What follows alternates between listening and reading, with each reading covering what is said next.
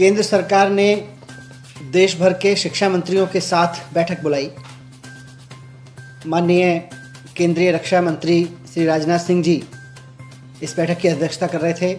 केंद्रीय शिक्षा मंत्री, कुछ और केंद्रीय मंत्री, साथ साथ कई राज्यों के मुख्यमंत्री, उप मुख्यमंत्री और कई राज्यों के शिक्षा मंत्री, शिक्षा अधिकारियों के साथ में, बोर्ड के अध्यक्षों के साथ में इस मीटिंग में उपस्थित थे।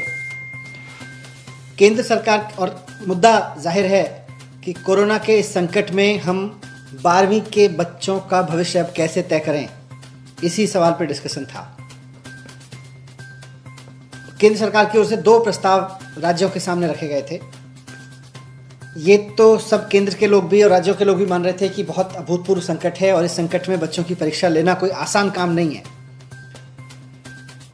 तो केंद्र सरकार के 2 प्रस्ताव थे। उसमें एक प्रस्ताव था कि हम 12वीं क्लास के जो बच्चे हैं उनकी परीक्षा लें, पहले के तरीके से लें, लेकिन कुछ चुने हुए सब्जेक्ट्स की ही परीक्षा लें। जैसे लगभग 200 सब्जेक्ट्स हैं, उन 200 सब्जेक्ट्स में से केवल 20 मेजर सब्जेक्ट्स की परीक्षा लें और उनके बेस पर ही हर एक बच्चे के बाकी सब्जेक्ट्स के मार्क्स दें। ये एक प्रस्ताव था पहले।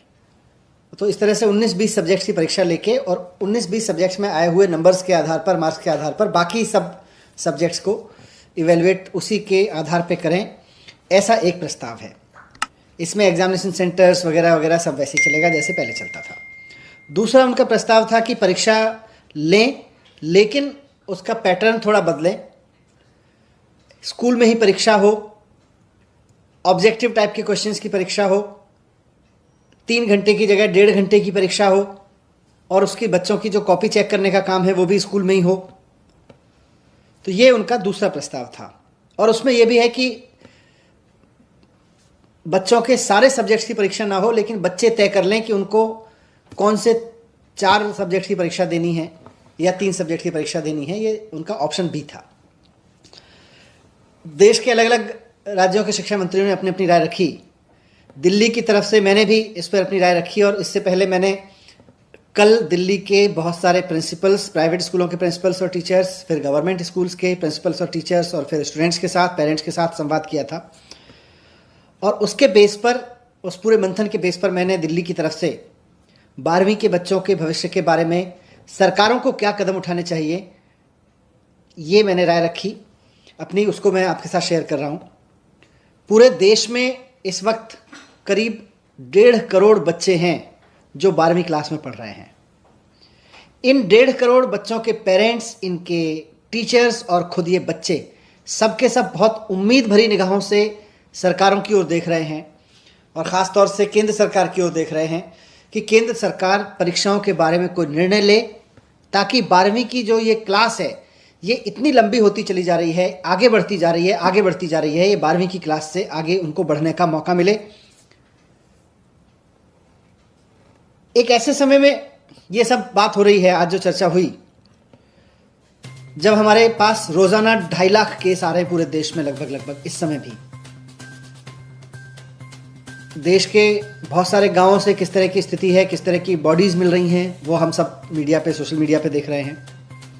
हमारे सामने बार बार ये बात भी आ रही है कि तीसरी वेव भी आ सकती है और ये बात बार बार कही जा रही है अलग अलग सेक्टर से कि तीसरी वेव अगर आती है तो बच्चों को सबसे ज़्यादा नुकसान पहुंचाएगी तीसरी वेव। ऐसे में दिल्ली सरकार का मानना है, मुख्यमंत्री अरविंद केजरीवाल जी ने भी मुझको कहा कि ये प्रस्ताव केंद्र सरकार के सामने रखा जाए कि बच्चों की सेहत से, बच्चों की सुरक्षा से खिलवाड़ करके हमें परीक्षा पूरा करने का शौक नहीं पूरा करना चाहिए।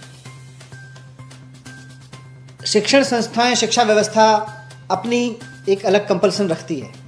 शिक्षा व्यवस्था कहती है कि परीक्षा होनी चाहिए, बोर्ड कहता है, बोर्ड की परंपराएं कहती हैं कि परीक्षाएं होनी चाहिए।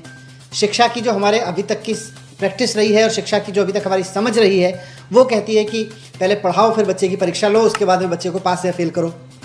लेकिन ये सब आइडियल वर्ल्ड की दुनिया है। प्रैक्टिकल वर्ल्ड में आज आपके बीच में रोजाना 2.5 लाख लोग कोरोना से संक्रमित हो रहे हैं और तीसरी वेव के बारे में कहा जा रहा है कि ये बच्चों से आ सकती है, बच्चों में ज़्यादा आ सकती है।